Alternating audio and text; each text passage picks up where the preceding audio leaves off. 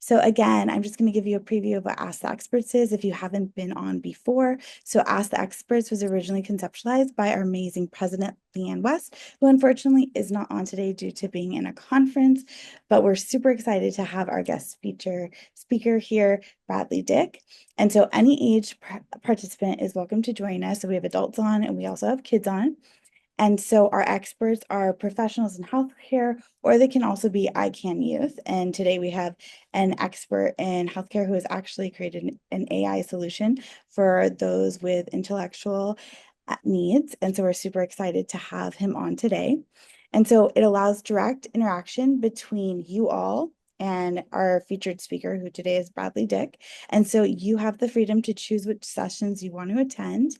And make sure that when I'm asking questions to Bradley, that you put your questions in the chat so that we can also address your questions later on in the more interactive session. So any questions that come up, we'll save them till the end. You can either write them in the chat or you can actually say them orally. And we're super excited to have you again all here. Okay, so we're going to go ahead and get started. And Bradley, if you could just go ahead and introduce yourself and tell us who you are and what you do. Thank you. My name is, like it's been said a couple times, my name is Bradley Dick. I'm CEO and co-founder of ZeroDivide.ai. And ZeroDivide.ai it's an AI support solution for people with intellectual and developmental disabilities. Basically, I guess I'll start with a little bit about my background, and I guess we could just go from there. Yep. So perfect. So you know. I'm the type of person that from a very young age, I don't know how old the kids on the chat are, but from as young as I can remember, I was always very interested in technology. Technology was something that was very driven for me, and ironically, it also had to do with really bad handwriting. This was in an age where everything was written, and technology was just really, we were just kind of making that shift from word processors and typewriters over to computers. So it got to a point where my handwriting was so bad that I had to start using computers, and I got, this was very early on, like accommodations, and they had these crazy thing of, hey, you're gonna be able to type everything, and this was this was very, very new. So I was introduced to a computer, at a very young age, and I just realized that this is what I wanted to do. And I spent the rest of and I knew that I was just drawn to computers from then. And fast forward a number of years, when I started actually working professionally, I started out very early on in consulting. I've done just about everything that there is to do with computers, all the way from application development, security, networking, all the way up to leading large teams at hospital systems. So my journey has really kind of followed the path of I spent 13 years running an orthopedic health system in Atlanta, and along that journey, I had a son with autism, and one of the things was there's a really amazing community that supported us along that way. And one of the things that I saw was that technology interventions really made a huge impact in his ability to interact and his ability to advance. My son was basically, um, his diagnosis came out right around the same time that there was iPads. And, what he could communicate and what he could do with an iPad versus what he was unable to do before then, it was staggering. And um, I immediately saw the connection, but at that time I was still more not on the application development side. I was more on the technology side. So I focused a lot more at that time just on leading a large technology group, um, and that. So, but I'd always been drawn to wanting to at some point come back and support this community. It was so beneficial to myself. So fast forward a couple of years. in 2019, I moved over from being on the, I guess, more on the administrative side to startups. And that's when I went over into healthcare startups and started working in the actually building applications. And that's when I saw that there's such a great opportunity with working in those type of technologies. We actually built one startup, raised $25 million and did some really amazing things during the pandemic in terms of rolling out some solutions in terms of helping people, being able to get uh, not just vaccinations, but appointments and just some really, really amazing technologies around there. But from there, I then was able to then make that transition into the IVD industry. And that's when I saw the fact that the IDD and the intellectual and developmental disability industry had really, it was very similar to healthcare. But at the same time, it had been passed over from a technology innovation perspective. So, and when I say that, I mean, it was where I saw health. So in it's like 2022, 2023, it was where healthcare was very similarly in, you know, 2005, 2006, when I started, leading teams in healthcare.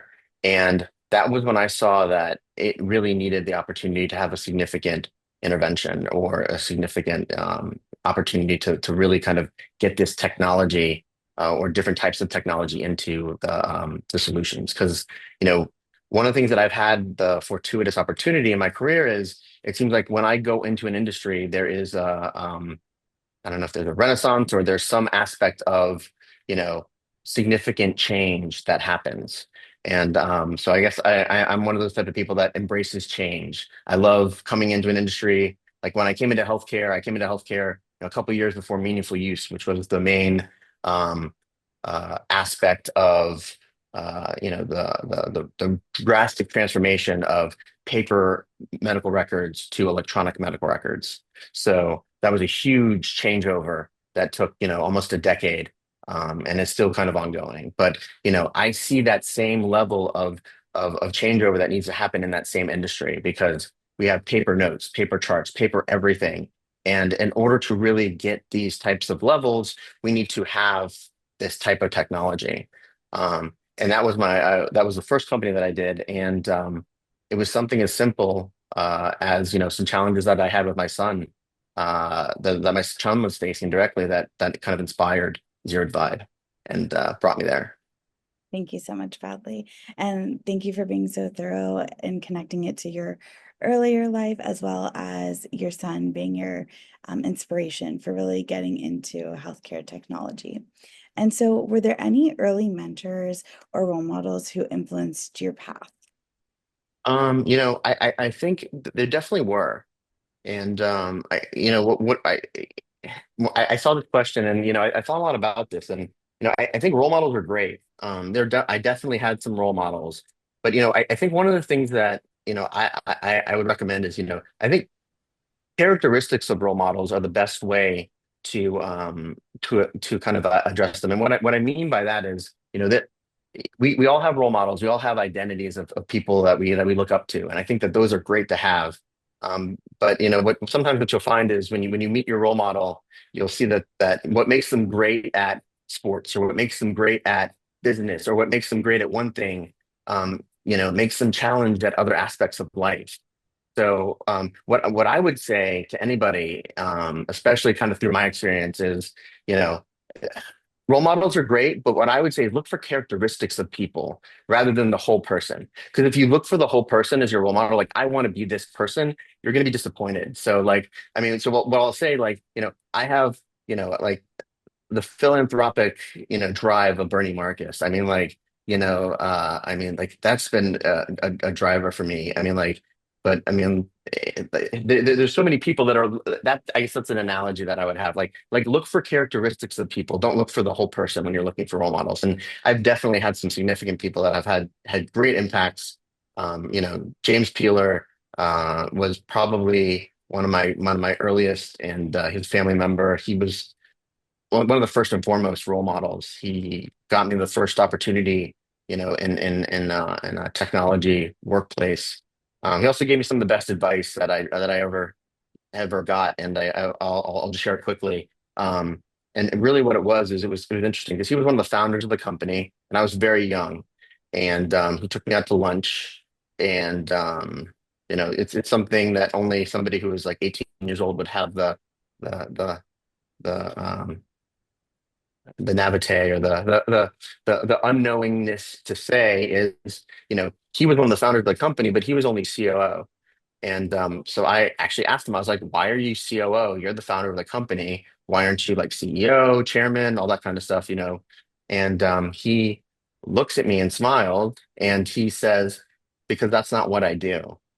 He's like, the conversation could have gone very differently. And he said, at the end of the day, he's like, the way that you become successful is figure out what you excel at and surround yourself with people that complement you. He's like, the CEO that we ended up bringing on, he was one of our first customers, actually. And he was a great sales guy. And that's what we needed to be successful. We needed somebody to go around and sell the business. We needed somebody to go around and be that representative person to be in that role. He's like, figure out what you do well, figure out what you don't do well, and surround yourself with the people that complement you. The higher of level of EQ that you can have, the more successful you're going to be. Because if you try to do stuff that you're not good at, and I'm not saying that don't do anything you're not good at, because it's always good to try stuff you're not good at, but be aware of what you excel at and kind of double down on that. And like then find people that complement you and surround yourself with the people that complement you. And I was like, you know, that is how I've lived my career, and that's that's how I've built every team, and that's how I've become successful in every role that I've been in. I love that, broadly, and I love how you specifically said, don't focus on the whole person, focus on specific characteristics like, oh, they're a good leader, they have empathy, things like that. And that's so important and significant to highlight in someone and really try to find those key characteristics to model yourself after. Thank you. And so what is the main mission behind ZeroDivide.ai? And you kind of talked about it a little bit, but if you can maybe go more into depth so we Yeah. can really understand the nuances behind this technology. Yeah, so Zero Divide is really the company, but our first um uh our first application that we built was really, so my son was working on his college essay. And that's kind of where the genesis of this product came from. He was working on his college essay, and he was very frustrated. He's on the spectrum, and he's gone through an amazing journey. So, like, in all honesty, if like he's always been one of the most inspiring people to me because, like, if he works so much harder than anybody else. Like, I wish I worked as hard as he did because I would probably be more successful if I didn't have the tenacity and grit that he does. So, just truly. So he was working on his college essay, and I could just see how frustrated he was. And said, I was like, what's wrong?" He's like that I have all these technologies, but none of them get or I'm not able to get the writing. I'm not able to get what's in my head down onto paper. He's like, when I use speech to text, I sound like a robot. When I use Grammarly, I sound like a fifth grader. And when I use ChatGPT, it just doesn't sound like me. It takes my voice. And when I heard it takes my voice, like that was my call to action. Because I was like, how often do we hear people with disabilities have their voice stolen? And, I was like, there's got to be a better way. Because, he's made it through so many things. He's graduating high school. He's going to be able to go to college. How can we figure out how to get what's in his head onto paper so it actually can represent him? Because when you have a conversation with him about it, it was a very drastically different thing than what you would read. And he's not alone. I mean, I'll be honest with you, like having a conversation with me versus, if I'm just writing stuff. I mean, it's definitely, maybe not to the extent, but I think as I've gone through this journey, like when I start talking to people, like and I show them the application, they're like, wow, I can use this. This helps me. So I think that this is not, a unique challenge for people. I started talking with him and I said, so how exactly do you, I was like, so you're succeeding in school because he goes to a special school for autism. What do you guys do differently? And he said, well, we work on something called the completion method. and which is like a Socratic conversational dialogue. And so basically, they discuss everything until everybody in the classroom knows about it. And so effectively, the idea is where most AIs are really good at, um, answering questions.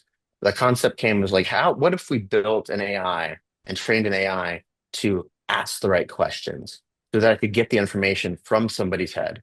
And then the idea is, then how do we take that information and get the voice of the person to come across? Because, if you say, hey, ChatGPT, write me a paper on XYZ, it's not going to sound like you. So, the most important, the pillars that we had here was, how do we get the information from the person? And how do we make sure that first and foremost, it comes across with their written voice?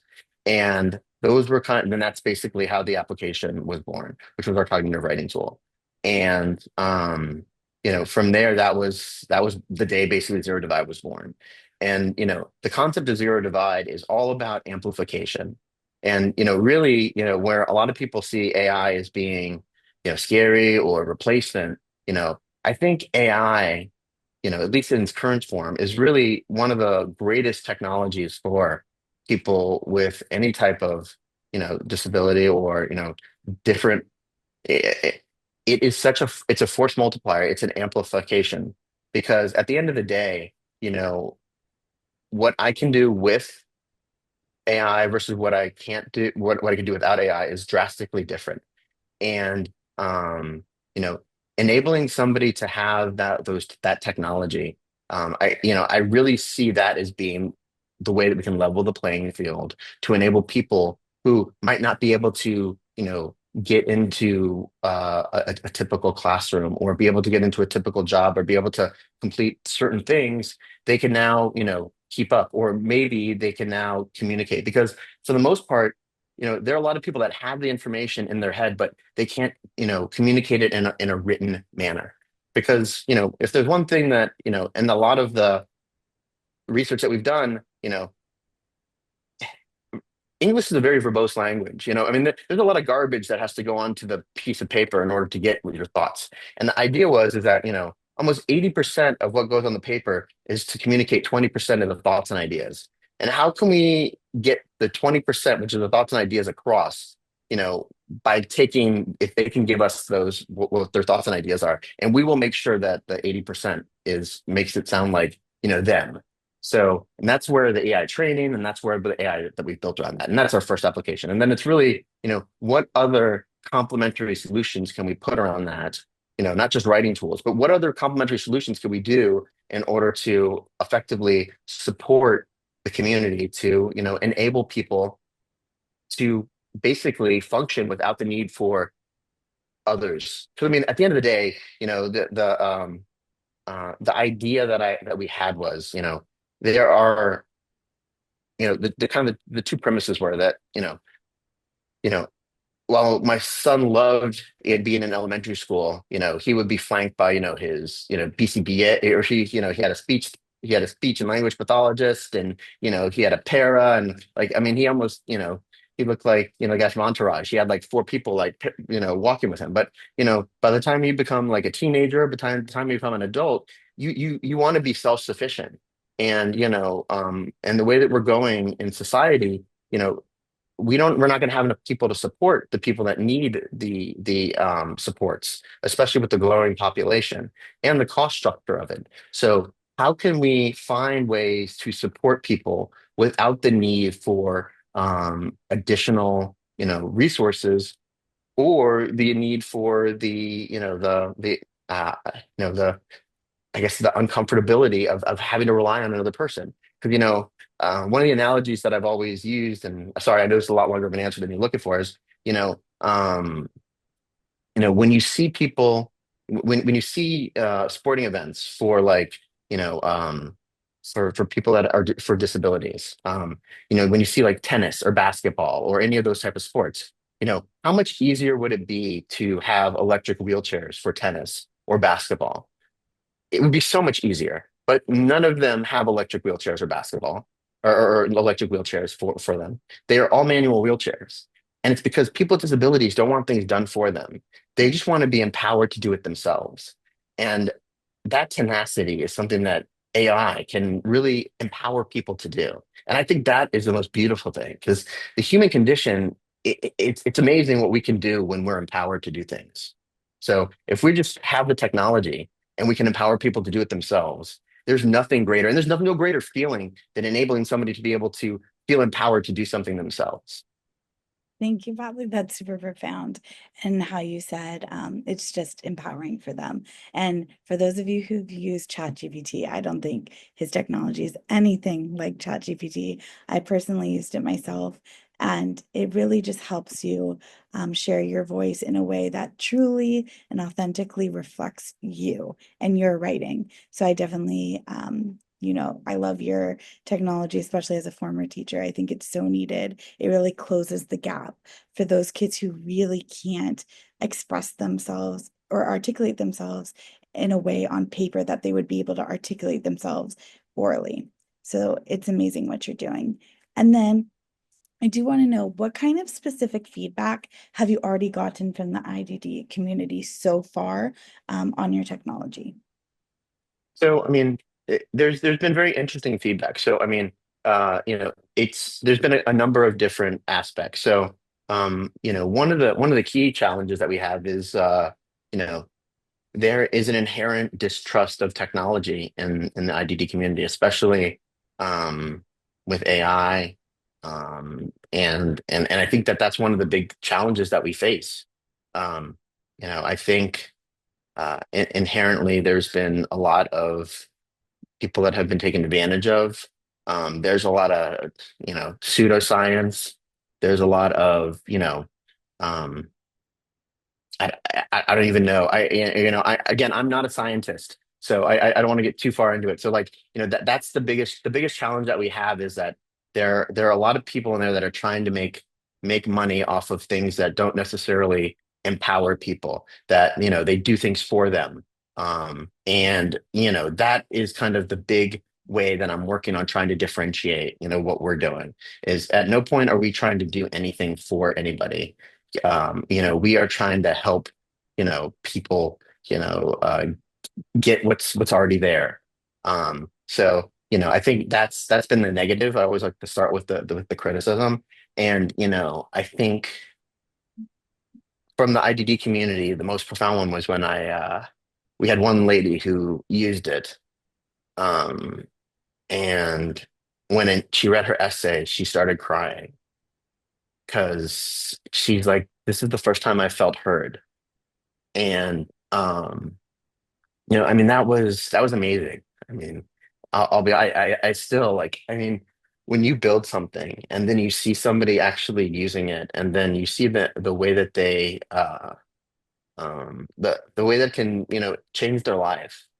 Like it's so profound that it just that was the goal. I mean, you want to be successful, you want to make money, but at the end of the day, you know, there's no greater gift than being able to empower somebody. Like I'll keep saying that a million times. Like, I mean, I've done a lot of things in technology and professionally, but empowering somebody to do something that they didn't think they could do or they'd never done before, there's no greater feeling.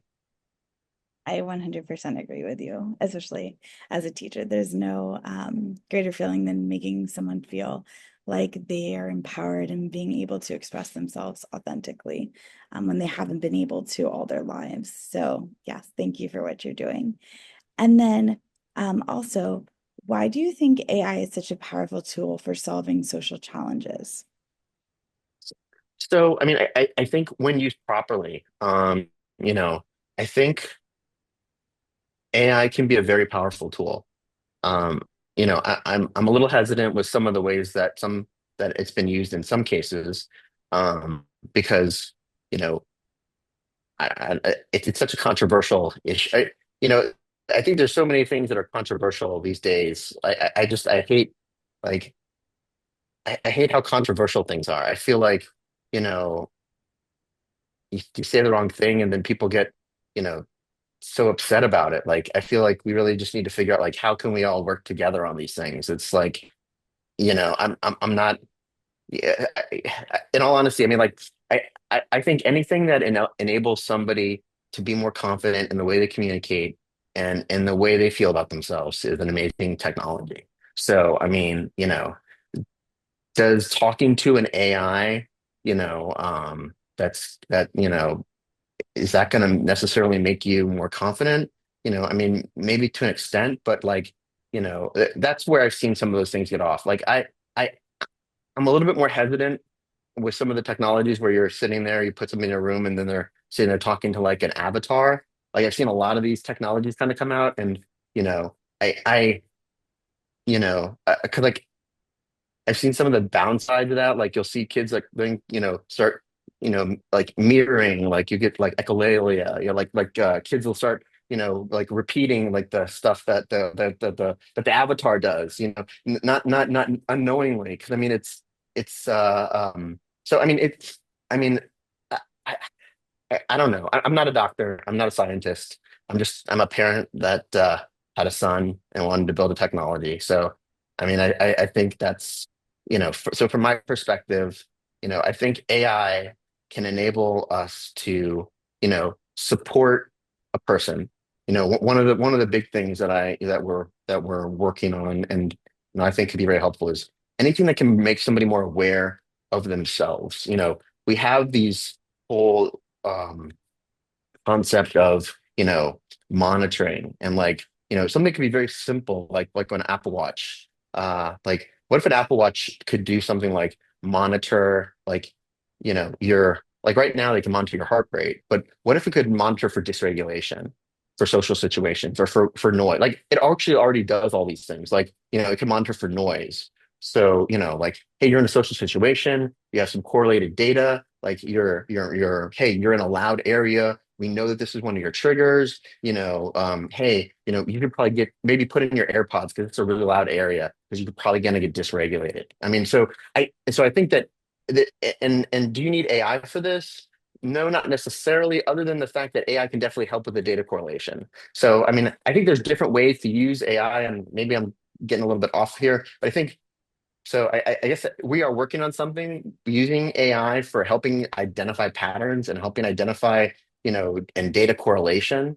So I guess that's, but at the end of the day, I think AI can be a great tool for enabling people to be more confident, enabling people to know more about what's going on with themselves, and anything that makes somebody more confident. Like just like my first answer. I mean, maybe I should have just left it at my first answer. Uh, you know, Anything that enables people to be more confident with themselves, go into situations where because I mean, like we just have this concept of like, I think everybody that watches Marvel movies, who doesn't want like that Jarvis? But like, what if it was a Jarvis that was kind of keyed into you for your, whatever special needs that you had. So like it knew that you had sound sensitivity or smell sensitivity or certain dysregulations. And think about how much there's a whole cohort of populations. And my son had friends that like they would not go to school for half the school year because they had social anxiety because of certain things happening. But what happens if like they knew that they had the ability to have some sort of solution that could help them with that social anxiety by monitoring their awareness? Because the problem is usually by the time that fight or flight kicks in, it's too late.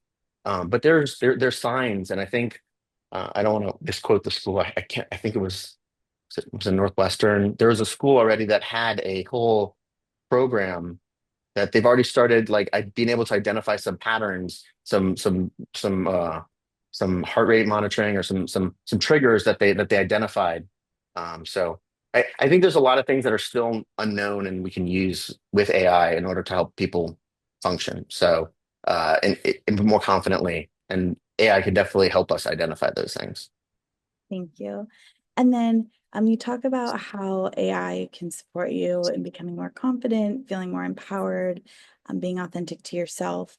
But also with that, like through ChatGPT and other AI tools out there, that there's always risks of using some AI in healthcare support systems. So how do you specifically avoid them in your application? And just in general, how do you make sure, like, with ChatGPT, there's the risk of like plagiarism and things like that. But with your tool, because it's interacting with the kid or the adult who needs that digital divide really close for them and communication divide close for them, how do we guarantee that that's not going to, be identified as plagiarism?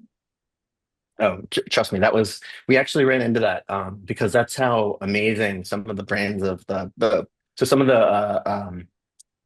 our initial people that were using the product were so good at retelling stories like The Wizard of Oz. Like they started almost telling The Wizard of Oz so closely that it actually triggered our plagiarism monitor. So we have plagiarism monitors built into the system, and it basically said, "I'm sorry, we can't write this story. It resembles XYZ. This is copyrighted content." So those things were already in there. It's a little bit different because effectively what we're doing is we're taking content from a person and we're working with it, and then we're putting it in their voice. So we had that somewhat initially, where people would literally word for word retell the story of Frozen, and it was actually some great testing of the system, and it's just amazing how how that's how accurate they were, like down to, like, I mean, pretty much telling the story to the point where it was triggering the copyright protection. So first and foremost, the models that we're working with and the models that we're training with, they we the ones that we were working with are the ones that are the most ethical, and we don't use ChatGPT or OpenAI for any of that stuff. So that's first and foremost. That's that. I would say that. So we focus on models that are much more ethical, around those, around the person, and focus on the communication. So, but that being said, since we're taking in content that the person's telling, it's not as much of an issue. And I mean, from a healthcare perspective, I mean, trust me, those things. The issue is, what it really comes down to is, are you trying to make money? And I mean, I mean, a lot of those correlations are, when you're trying to figure out how to, come down. A lot of the AIs that are about making money, and I mean, we're about empowering people, and there's not a lot of, what we're doing is not the type of AI stuff that's nefarious and shutting people down and taking advantage of people. So we're not taking in with models and doing any learning and those type of things. So I mean, that's where kind of it abuts into those challenges. And I mean, when you're it's unfortunate that technology has two sides to everything. And it was very interesting because I was talking with one investor, and he's like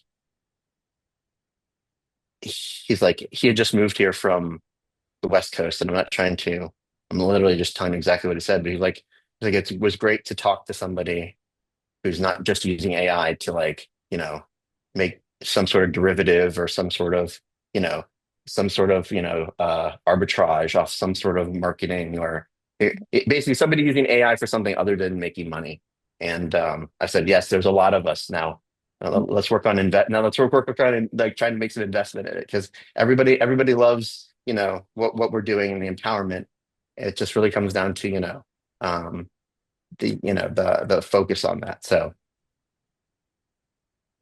I love that. And then also, just so it's clear to everyone, so what his system does is it will ask you questions and then you will respond. And then whatever you respond to the questions, it will put it together into kind of like an essay format, just so we make sure that that's clear. So that's what he's talking about when he says that it empowers them. It's not like any other system out there in terms of like in ChatGPT or OpenAI, you literally just put in a prompt of exactly what you want, and then it'll generate huge essays for you. That's not at all what this is. It's really your voice that's being reflected.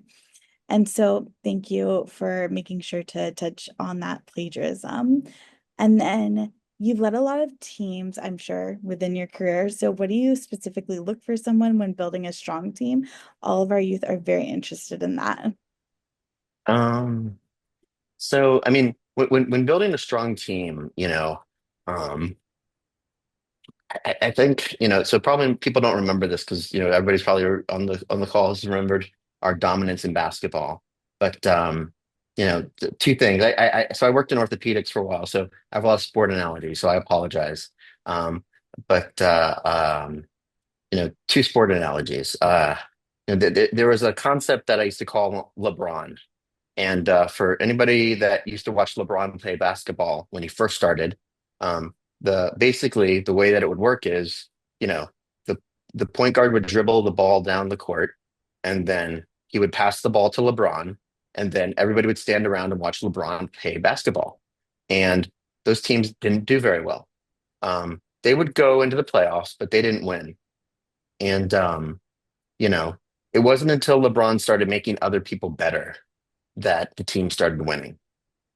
And so I call that the LeBron.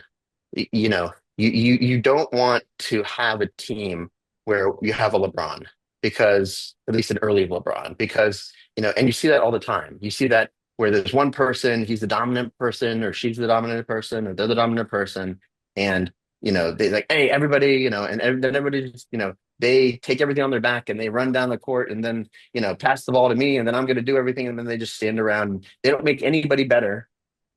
They just do the work themselves, and everybody supports them. They're like, hey, oh, you got a rebound? Hey, pass the ball back to me, and I'm going to shoot it. And you might win, you might lose, but basically, it's all going to be on that one person. So, what I would say is, you don't want the LeBron.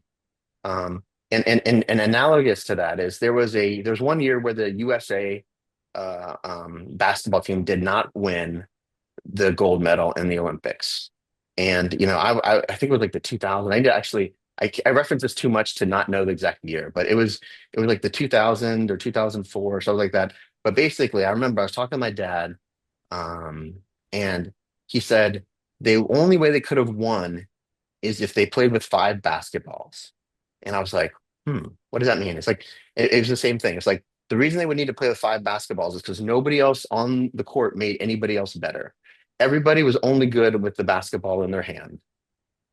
So, I think the key thing to when I'm looking for making a team is, do you make other people better, or are you only good by yourself? Because the key thing is, yeah, sure, you need people that make that contribute and that work hard. But what I'm looking for on my team is people that don't just do well and work hard, but people that also make other people better. And that is so powerful because, I started off my career, I worked super hard. I was, I would do whatever it takes to make things successful. But it wasn't until I started realizing that if I make myself successful, I make one person successful. But if I can make an entire team successful, I've now made five people successful. And that's five times the amount of success that we then have. And, if those people can go out and they do projects on their own, that is so much more of an impact to the organization. It is so much of an impact to whatever we're doing. So, my advice to anyone is when you're building a team, or if you want to be part of a team, and I also think that, we need to do this more in corporate culture, is we need to stress the fact that, you know, making others better should be just as important as making yourself better because that is leadership, and leadership is not a title. Leadership is not like a job description. If you want the fast track to being successful, being a leader, you know being the good team member, it's make everybody else better. Don't just make yourself better. So those are the people that I want on the team, is people that are not just good by themselves. They make everybody else better because they're on the team. Oh, they're on the team. That's great. And I love how you emphasize that, we can't really play that dominant person. We have to make sure that we really focus on equal team efforts. And I think that's what a lot of our kids need to see too, as they're emerging into, the healthcare space and other careers that they want to journey into. And so with that, have you ever had a project that didn't go as planned, and what did you learn from it? Yeah, no, I definitely, I think you have to have projects that don't go as planned. I mean, but I think that the key thing is what you do is whenever you have a project that doesn't go as planned, you need to have multiple, um, backup plans. You always need to make sure that you plan for contingencies. Um, I think that's the way that you become successful. And I think, I think, you see all these things about, the ADHD brain and, being able to think on your feet and all those type of things. But at the same time, you need to make sure that you have plan A, B, C, D, E, and F. And, plan for things to fail. Because, the best thing about that is, especially in technology, because like, with technology, you know, there are going to be failures. I mean, that's just how it is. I mean, and sometimes, if you haven't failed, then you haven't tried hard enough. I mean, like, and a lot, that's just the way that's the case in technology. I mean, like, you haven't pushed the system to where to hard enough if you haven't failed. So, like, if you need to get to see what's the scalability of your solution, you need to get it to the point where it's going to fail. So, I mean, I think that what my advice is make sure that when you are planning for something, look at where the weakest points are in your plan and plan for contingencies there. Like always have contingencies, in your back pocket because if you don't, you're going to run into problems and, you the most successful people are the ones that have the most amount of opportunities where they can kind of control the parameters. So it's kind of like another analogy. It's like the most successful baseball hitters are the ones that are able to pick their pitches. Like you don't really see it as much anymore, but like there were hitters that would hit like 400 every year, and they weren't the best. They didn't hit a lot of home runs, but they would hit like 400 almost every year. Like George Brett, Tony Gwynn, all these guys like I grew up watching, and but they would get up there, they would foul off like 10 or 12 pitches because they would pick their pitches. So like it all kind of came down to, if you can control the parameters and get up it's like, cause they would get up to the plate and they'd be like, hey, I'm going to have a plan on what I want to do at this at bat. And if this at bat doesn't go this way, I'm gonna make sure that this at bat goes the way that I want it to. I'm going to have a plan in order to get to where I want to get to. And if you can do that, hey, batting 400 in the major leagues is pretty impressive. So, what I would say is, make sure you have contingency plans, make sure you get up there, and make sure that you also communicate and you keep everybody in the loop. So, Great advice, Bradley. And then my last question for you before we move into the kind of Q&A portion is what's your big dream for how technology can help communities like the IDD population? And like, where do you kind of see a zero divide going in the next 5 years? um, so I mean, really, what what I see, technology like AI being able to do for um, people with disabilities, you know, where we're right now, like the the levels of employment, and I should have my slides up, but like the levels of employment for people with autism spectrum disorder, the levels of college attendance at certain levels, are drastically lower. Underemployment are drastically lower. Um, the way that we identify, people, um, eh, with certain disabilities, um, because of challenges that they have. I think that with proper regulation, with proper supports, with proper confidence, we can get people and we can normalize the disability.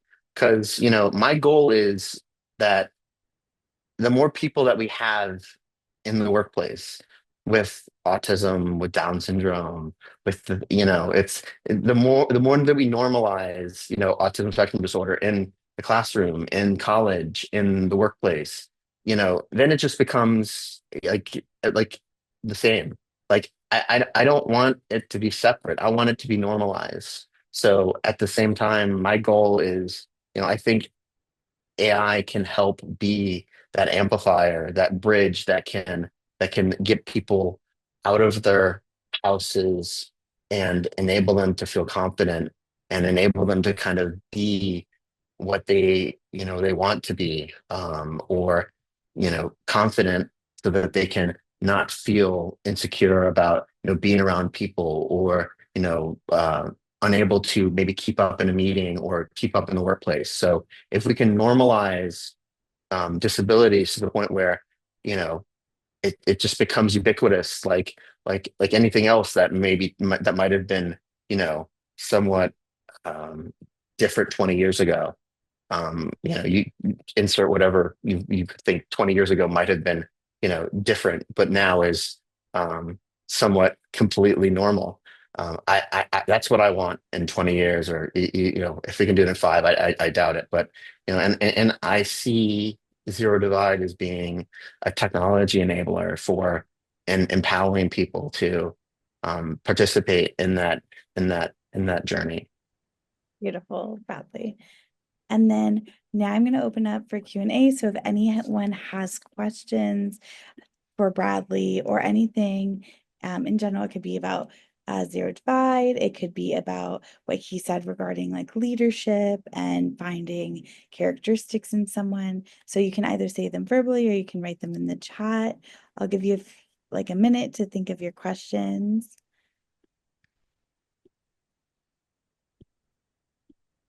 Again, it could be about anything.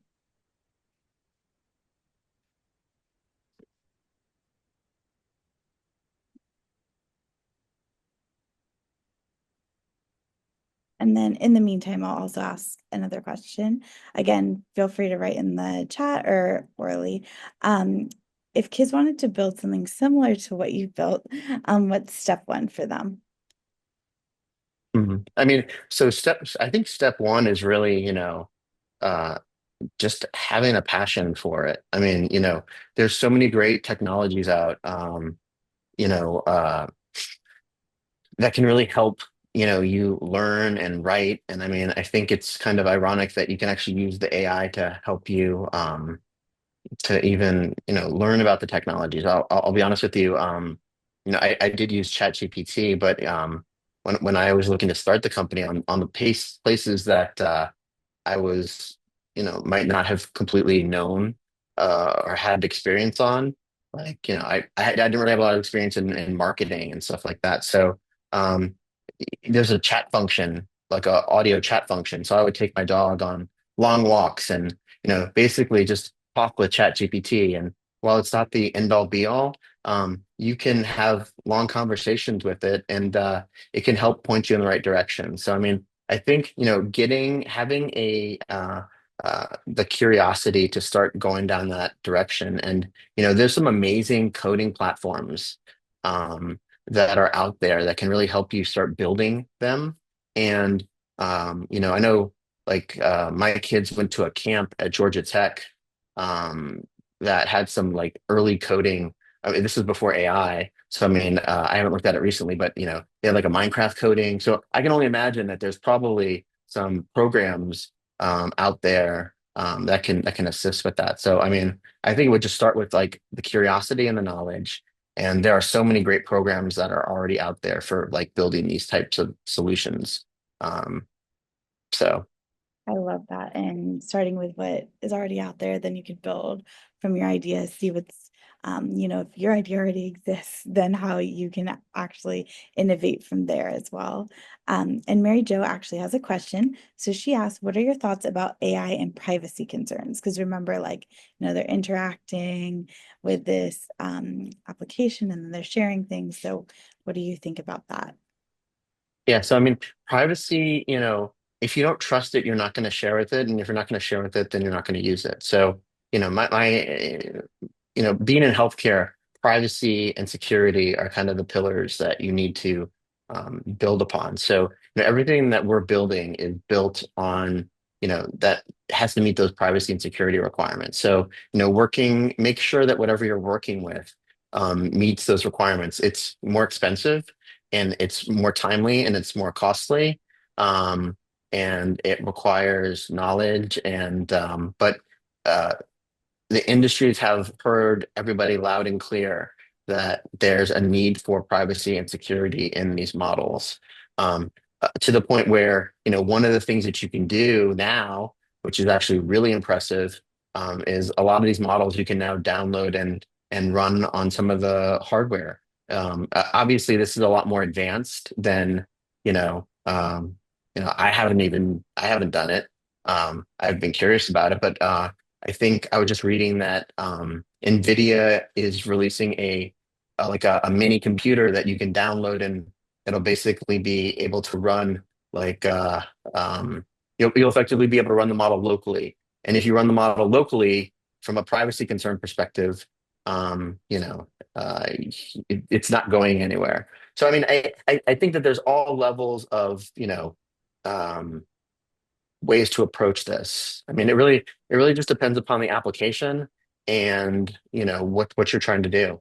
And I mean, obviously, you need to make sure that you're ensuring that you have the privacy and security on the data because otherwise, you're not going to be able to get the buy-in from the users.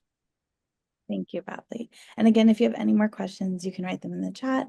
Also, if you have questions after the session, if Bradley's open to it, I can send him the questions and Oh, please. we can respond to those. But with that, I have another question for you. So, if, for instance, you know, there were more technologies where you see the interaction and the interface where kids are able to like speak to these models, like with ChatGPT. Where would your technology go where, it doesn't necessarily give you, um, that prompting, like you're writing in, I want an essay on this and this and this, but really it has that interaction now. So where would you have to divert or would you build more into your system to differentiate it from ChatGPT if that's the direction it took? Because I'm sure that ChatGPT is probably exploring how it can, really go into the school systems and things like that. So where would you see your system going? Yeah, I mean, I think that that's definitely, one of the thought processes that we have, which is why, was the first solution that we have. I mean, I think that, you know, even if ChatGPT did that, um, I would, welcome them to try. I mean, and I'm not being, overly, I'm not being arrogant. I just think that if the second you say ChatGPT to anybody in the IDB community, um, they literally will say, yeah, right. It's just, the advantage that our organization has is that I'm a like my co-founder and I I have a parent. I'm a parent with a kid with a child that has been working in this. My co-founder has special needs. I mean, like we have been in this industry. We align in this industry. I mean, and that is greater than any credentials that a mega corporation is going to have. So, I think while it's the same thing with healthcare, it's why has Amazon, Google, and Microsoft not been able to take over healthcare? I mean, they haven't, and they failed every time because people don't inherently trust. Are you going to give Google all your healthcare records? So I mean, it's the same. I mean, I think we saw that loud and clear. Several times over. So, I mean, trust me, that's been a big question. And I think that the issue is, you know, it's all about trust and privacy. I think especially the more that we hear about the approach of OpenAI and ChatGPT, the less likely that especially, you know, an at-risk community is going to want to do things like move fast and break things. Thank you, Bradley. And yes, that's a huge component. It's like using your story and as a motivation for really going into that community. And that's the difference between, again, like ChatGPT, OpenAI. They don't have people who are invested in that regard, whereas you and your co-founder are. And then from oh, there you go. Yes, from Mary Jo again. So how do you make sure that property rights are respected when it comes to what data is inputted into the AI? So I mean, so basically so each each account is effectively its own it's segmented off. So I mean, so we're not sharing that with anyone else. So I mean, as of right now, the way that it's segmented off is, any information that's put in there, it's the AI and the training and all those pieces are not aware of any other AI or any other, communication that occurs. We've done that on purpose. It actually doesn't even know from the previous conversations before, because what we've done is we've made it very specific because we're trying to do something very specific. We want to focus just on that interaction. I mean, the idea really is, and I mean, what we're kind of, and I touched on a little bit earlier is, those that are familiar with like a writing lab, I mean, it's very similar to what a writing lab would be with a paraprofessional. So, where you would sit down with a paraprofessional arm in arm with somebody and basically do that. But what we're doing is we're doing it with an AI. So, I mean, that's effectively what we're looking to replicate. It's just, now you're paying, a one-time, monthly fee for, unlimited ability to do that, um, to an extent, as opposed to, paying a paraprofessional hourly, which not everybody has the ability to do. And, I mean, that's been the other pillars. We're really, everybody go with these solutions typically go after, um, private schools or, wealthy constituents, where we really want to go after the people that typically can't afford these. So like Title I schools that are underfunded. And because I mean, I've seen the disparity. I know I didn't really touch on this very much, but one of the things that, so in Atlanta, there was a whole issue. So my son, when he went to public school at first, um, Atlanta had a problem where they basically, all the special needs classes were in the Title I schools.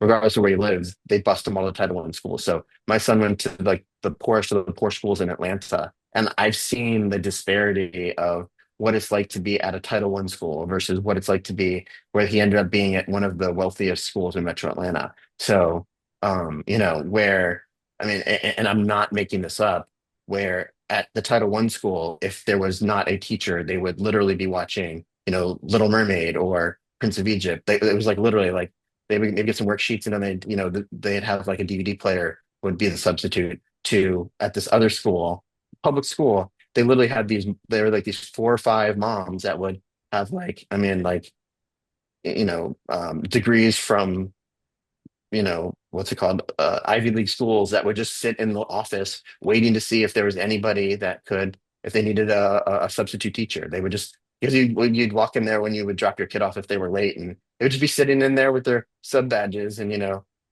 they'd be like JDs and MDs, and they would take time off to raise their kids, and they would be substitutes. So it's like the disparities between, and that's a whole nother story, but I mean, I've seen the disparities between the levels of schools, and I think that that's really kind of the focus. Yeah. And I think also touching into like that funding aspect, I think as a public school teacher in a Title I school, I've seen firsthand also like a lot of these schools don't have funding for paraprofessionals, or they're dedicated to one person when everyone in the class needs help. So it really relieves a lot for the teacher, for the kids, and the kids can rely on your technology in ways that still produce an independent person. So I really like that aspect. And so I'm sorry we're a little over, but I have one final question. Yeah, it's So, fine. what final words of wisdom would you give to young people who are curious about using AI to solve real world problems? Um, so, the whole thing that my biggest thing with AI is, I think, like I said a number of times, AI is an amplifier. But I think that right now, AI does not create. And I think that we need to kind of think that. So, like, when you really kind of boil AI down, AI is really nothing more than a glorified spell checker. It's an if-then statement. It's a, it's a guessing the next letter. I mean, ultimately, I mean, when you really like, what is AI? That's what it's doing. It's figuring out what the next letter that it needs to put down is, in a nutshell. It's just doing that on a grand scale. So um, when you're interacting with it, so we need to be the ones that are the ones that are creating. Mhm. And if it can help us be better and amplify us, don't rely on AI to create. Because I think, you know, the concept of soul and the concept of creation, like, can it create a Degas or a Monet? No. It can replicate one. Can it create a Beethoven? Can it create Beethoven's symphony? Um, no, but it can replicate one. And I think that's the differentiation that we are still at. And I think that when you're looking to work with AI, keep that in mind, because I think people start looking at AI as this, amazing creation engine, and it's not. What it is it's the thing that can help you create. It can Mhm. help you be, you know, amplify you. And when you use it from that aspect, then you can do amazing things. When you just say, hey, write me a paper, all that it's doing is it's going out and grabbing other people's thoughts and ideas and giving you a paper, which is not what you want it to do. That's not helping you. So when you're interacting with AI, have it take, your information and work with what you're giving it. You feed it and have it help you organize your thoughts. Have it help you, you know, work, just like what I was saying before. Like, you remember what I said about before about like working with a team, like figure out what your challenges are. So like some of my challenges are like getting organized or thoughts or those type of things. Like, you know, so if you have something that you need to write or if you have something you need to put together, use AI to kind of dictate to and say, hey, now I need these in bullets or that type of thing. Or hey, I need to put together an email and then just basically give it the stream of consciousness and have it like put it together there. So I mean, like that's what AI is really good at. AI is good at kind of amplifying you, Mhm. but don't make it seem like it's creating because, only humans are creating at this point. You know, AI is replicating. And as long as we keep that in mind, like you're going to be good. So just remember, it's not creating a Monet. It's just replicating. Only you can create a Monet. Thank you, Bradley. And I love the comparison to Monet. I really appreciate it. And then thank you again so much, everyone, for hopping on. I cannot thank you enough, Bradley, for sharing everything about Zero Divide and just your career in general with our kids. And again, this recording will be posted so that those who were not able to make it today can also watch the recording. And then again, thank you so much, everyone, for attending. I'm just going to share my screen real quick so that you guys can see.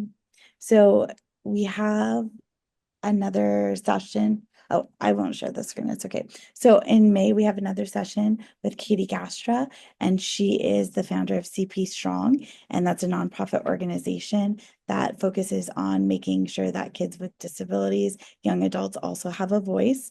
And so definitely join that. That's May 3rd. That's literally next weekend. So join that as well. And again, Bradley, thank you again for hopping on with all your profound analogies. We are so grateful. And I'm sure if any kids have questions, I'll direct them to you. But thank you again, everyone. Thank you for attending. Have a wonderful Saturday. If you have any questions, reach out to me. Thank you, everyone. Thank you Thank for you, joining everybody. us, experts. Thank you. All Bye. right. Thank Bye. you.